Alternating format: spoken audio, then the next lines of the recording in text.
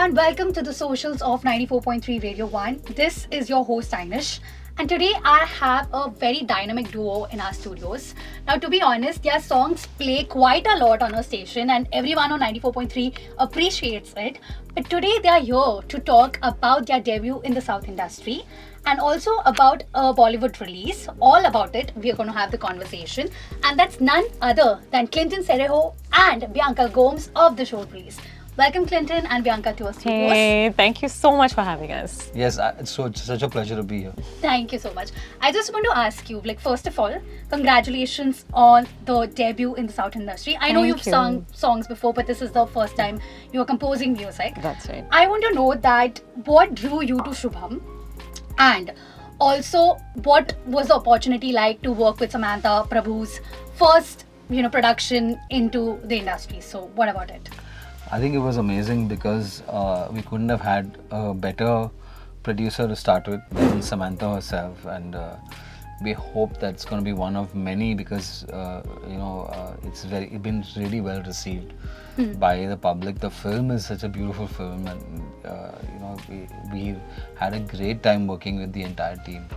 Right. Yeah, it's been an absolute honor to be part of Samantha Prabhu's production. This is like a dream come true for us because we've always liked the music from the South and we've always wanted to do this. In terms of Subham, I love horror movies. And I don't, but I don't mind scoring them. Yes, but the thing about this one is it's not just a comedy horror. There's a really strong message that's out there as well, so which we liked. So how different was the experience of composing for a South film rather than just singing for it? And how does your composition, fit the narrative of the whole film? Right. So it was, we have been listening to a lot of songs from the South over the past couple of months. And but at the same time, we wanted to add our Shor Police spin to whatever we were doing. The key was to just make it sound fresh, new, and just our signature Shor Police. Yeah, I also think that, if you know the mechanics of song composition and, musical structure, then language is not really a barrier, because finally, if you have a good lyricist and you can trade off ideas with him, then the language is just not. It becomes a more fun thing because you're getting used to working with new syllables phonetically, and it's very challenging, but at the same time, it's very engaging, and you have a great time because it's a new experience as well for you. Right. Also, talking about the tracks in the film, I know there's this one song which is, little bit of nostalgia feeling to it. And Okay. I don't know if I'm pronouncing it right, but it's Janma, Bandham. Janmala, Bandham. That's Oh it. yeah, I'm not very clear, but I did see the reel on Instagram, and there were creators who were going and asking people to Yes. complete the lyrics of the Yes. song. Yeah. And when it comes to such songs which has a certain level of nostalgia attached, but then you do some songs such as the clock strikes 9. Yeah. There is a duality, in these compositions of the songs. So how do you get into that mindset that, people are going to like this song, and when specifically it's a nostalgic song, people have certain biasness and you have to do justice to these songs. Yeah. So what was the experience of recreating that song? We didn't know how we were going to actually do it. But it's like that a lot of times when we sit down to compose something. Suddenly, inspiration will hit, right? I think you may have heard a lot of artists say that. So it kind of was like that with us. We just said, okay, let's see how we can keep the core of this song, which people love, the melody of, and yet make it like something you would hear in a club, something that you could sing along to. Yeah, and in fact, it was the last song that we did, and the creative director Raj from Raj and DK fame. Right. So Raj was very clear that we want to create something where the whole cast can do a hook step too, and we can do something cool with it. No pressure. Yeah. And actually, we were able to create a really cool drop with the exact music of the original song. The original song, yes. And it became something that just went viral immediately, and it's such a catchy hook that it was very easy to reimagine it in an electronic format, and people really received it well. Yeah. Right. Now, since you mentioned about viral, like, there is this solid pressure, I think, on composers right now that, you have to make this trend, it has to trend on Instagram. How do you deal with it? Because sometimes you have your own, like, art to tell, and then there are, like, directors and all just saying that, the music sells first than the narrative of the film. So how do you guys deal with it? I feel it's like it's something that you can't plan or predict, and it's very counterintuitive to think like that. I'm going to write a hit, or I'm going to write a song that everyone's going to be dancing to, because honestly, some of the reels, if you see, they are the most they will take a random bit of a song sometimes, and that becomes the viral bit, something you would never expect, like it just happens. Just and as musicians, we can never understand that, right? We're like, why is this so popular? Yeah. So sometimes it just means that you have to try to not reverse engineer something. You have to feel good about it first in the studio as a musician, and then hopefully others will like it as well. Okay. Now coming to the hot release of Pune Highway, which is also going to happen, I want to know how different was the experience or the approach for composing the music for the film Pune Highway than to Subham. What was the difference, or what was the experience like? Very different, in fact. The songs of Subham they're quirky. They've got a completely different flavor to them, because it's a horror comedy, but yet it's not, the parts that are serious are not too serious, so and not critical. So it had to be fun. Having said that, the Pune Highway is a mystery. It's suspense. It's all of that. So the songs, there's a mixed bag actually, right? There's the one that we have called Aligarh, which Sunidhi Chauhan has sung, which is feisty based on the character, okay, which is Mona in the film. And she's a carefree girl. She's how would you put it? She's very son of the soil. I mean, kind of Maharashtrian, Marathi Mulgi kind of situation. Yeah. And also she's very like extroverted, and we needed somebody who can bring that nature out in music. Right. And the other one that we have is it's a beautiful song for highway if you're taking a road trip. It's about three friends. It's a friendship song, and I think everyone's going to love that one. Yeah, it's called Chal Chodna Yaar, and it's got Siddharth Mahadevan, Varun Jain and Shashwat Singh, who are all such cool singers in their own right. But I don't think the last time we heard something like, three really big singers coming together on a song was like probably Dil Chahta Hai. Yeah, that was the major thing right? I thought of. So it's been a really long time, and we wanted to get that energy of three singers, singing together in the studio. So we called all of them together and we did the whole dub while all three were in the studio. So they were interacting with each other as well. It was real fun. Yeah. And the third one that we have has Arman singing on it, and it's just the most beautiful ballad. He has really delivered this so beautifully. I know you're going to love it when you hear it. Yeah, so soulful, and his voice is so current, yet he has all the technique of one of the older singers. Absolutely. So that's the best part, because he can bring a technique to the table, and at the same time he brings a lot of soul that just comes naturally. Yeah. Right. So it's a completely mixed bag. You're right. Now, since you've mentioned about all of these artists, that Sunidhi, Arman, Siddharth, how do you choose which singer is going to sing which track? Because as a normal audience, sometimes I see singers doing rendition of other songs and other artists, and I am like, that sounds so beautiful. Right. So as composers, isn't it difficult to shortlist which singer is going to sing this particular song? Very. There have been times where we've imagined a singer would fit so perfectly into the song, and then they get behind the mic and you're thinking, oh, that's not exactly how I imagined it in my head, but okay, we're going to try and make it work. In this case, I think everyone was cast, so we're really happy that it worked out, that everyone sounded so good in their song. But of course, it happens a lot of times. Every singer has a story of when they went to dub a song and they heard someone else's voice on it. So that happens. We don't always get it right. Yeah, absolutely. And I think you can't plan these things sometimes. You have to just go with the flow and see how a singer is delivering something. And if required, you have to be ready to slightly compromise on your vision for the song because of what the singer might bring. Right. Now coming to the, process of song making, I want to understand, because is it creatively refreshing to make songs like for films like Pune Highway, and then you have something like Subham happening, which is sort of back to back, or is it creatively challenging for you as well? Because sometimes you have to remove yourself from that particular space and put yourself into something else. So do you get that time in between to, switch?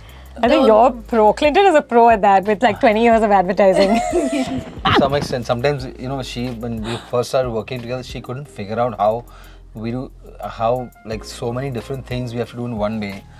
Sometimes we'll be like working from 2 to 4, we'll be working on a Bollywood track. Then from 4 to 6, we'll have some interview or some Zoom call with some person for some gig in Turkey or in like in London or something like that. Then from 4 to 7, we are working on some social media stuff. And then, like from 7 to 9, we're doing something else, completely different again. So she was like, how do you compartmentalize your life like that? It's quite crazy.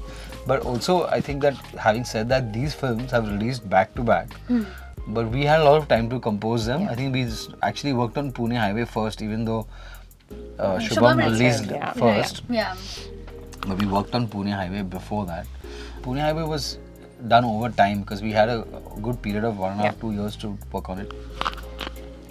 Shubham was really rushed, and we were also traveling a lot during the gig season. So we literally composed all those songs in different hotel rooms by converting our what we do is one of the rooms we converted into a studio. And, like usually it's I will always have my studio set up on the road to travel, so that we can, after sound check and before sound check, we can just get a little bit of composing time in, and that's how we literally on the road we composed the entire Shubham album. It was a cool thing, but at the same time, that pressure always leads to some good work. Sometimes when you have a deadline, you're always like you have to finish it, but you have to finish it. Yeah. Okay. Now coming to you both as individuals, you all have different styles of songwriting, and you've specified that before as well. And also as human beings, you get different energies like to the table as well. So how do you all balance it while creating music as Shor Police? And also, do you all have creative differences? Because me as a person, when I'm in an office space and I have to deal with a co-worker with another working style, I just get so aggressive, and then I'm just like, no, I am not going to deal with this. I'll just remove myself from the equation. So what do you all do when you all have a creative differences or opinions when creating, music together? I think one of the reasons why this duo has worked so far is because we both understand that we can both have a different point of view on something. It could be, well, we're scoring for a film, like doing the BGM. I could look at a scene differently or think that, oh, this is the more obvious route to take, and I'll express it to him, and he'll be like, oh, I never thought of that. So therein lies the beauty of duos and collaborations, is that you have similar influences in a way, but yet the way you see a scene or a song or how an artist can fit into the space is very different. So I think we respect each other's opinions. Yes, of course, sometimes we disagree, but we try and find some common ground.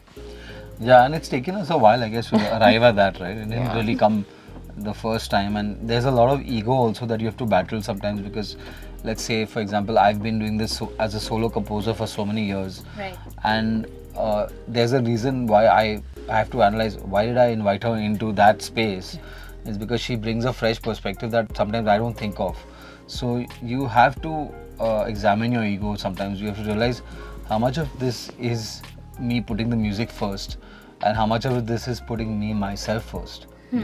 The music has to always win. You can't be egotistical about that, because sometimes if what the other person is suggesting is going to be better for the song, then it doesn't matter that she suggested it or you suggested it. It really doesn't matter. You have to take the best suggestion for the song. The music has to always win. The music has to be better for it. Right. Now coming to Shor Police again, what does Shor in Shor Police mean to you now, after making music together for so many years? Okay, for that I want to ask you a counter question. Oh no. Who is Shor and who is Police? I have a game for this.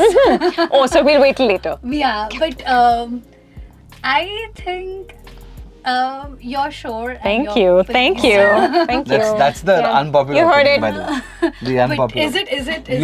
Usually people always say I'm sure and she's police. Okay. That's been Why the is norm. that? But I think they're different. Now it's changing these days. No, I think they sometimes we're a bit of both. Like sometimes I'm in like this really bubbly mood, and sometimes he's like a grouch, and then sometimes it's the roles are reversed. Okay. Right? Sometimes I'm just like I'm like, will you stop? And he's like full of masti. Yeah. So it's just the mood that you're in on that particular day. Yeah, exactly. And also I think that it reflects the fact that we want to be a fun band. We want to be musicians that can relate to anybody and be very accessible, popular, accessible. I think that's what we want to. We want to leave behind any of the eclectic stuff. We want to make music that's intelligent, but at the same time, it's very accessible and it's not populist. Okay. If you were to describe each other's music personality using one word, what would that be? Bianca, if you have to say something to Clinton, like one word that describes his music personality. Yeah, intense. Okay. For me, unexpected. Oh, wow. I like that much better than that. Yeah. And if you have to work on a dream project, you can, cater to any artist. You can select any artist, any genre of music, any film. What would the dream project look like or sound like? Ooh, wow. You have any ideas? I think two of our favorite artists came together on a song. It would be Zed and Janma recently. I would have loved to be the third spoke in that wheel. Should we expect that in 2025? Oh, I don't know. know. Thank you. No, we would love to. I mean, in fact, we've made a very concerted effort to be doing a lot more work in the West. In fact, we were just in the US last month. We had a bunch of great meetings, and we've signed a deal last year with a company that's based in Nashville and LA to work on music for web series and sync licensing stuff in the West anyway. So that's really something that we're working quite hard towards. And definitely we're going to be, the genre and all that is not really clear right now.